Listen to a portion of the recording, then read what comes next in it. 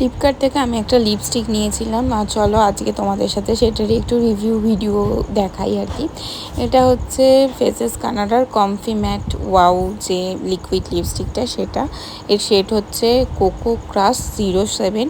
তো এর আগে আমি কোনো দিনই ফেসেস কানাডার লিপস্টিক ইউজ করিনি, এই ফার্স্ট টাইম ইউজ করছি। তোমরা হয়তো ইউজ করেছো, তো তোমরা যদি ইউজ করে থাকো তাহলে আমাকে কমেন্টে কিন্তু জানাবে কেমন।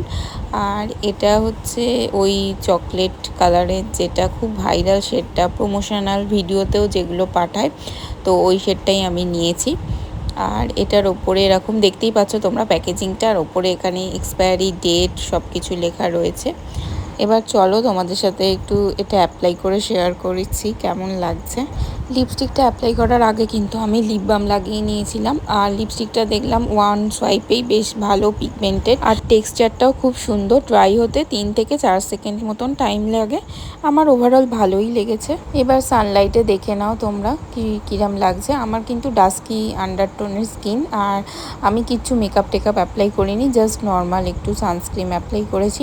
তো তোমরা যারা আমার স্কিন টোনে আছো, আমার মতো স্কিন টোন যাদের, তাদের এরকম লাগবে, আর যারা ফেয়ার স্কিন টোনে আছে তাদের তো খুবই ভালো লাগবে। তো তোমরাও ট্রাই করতে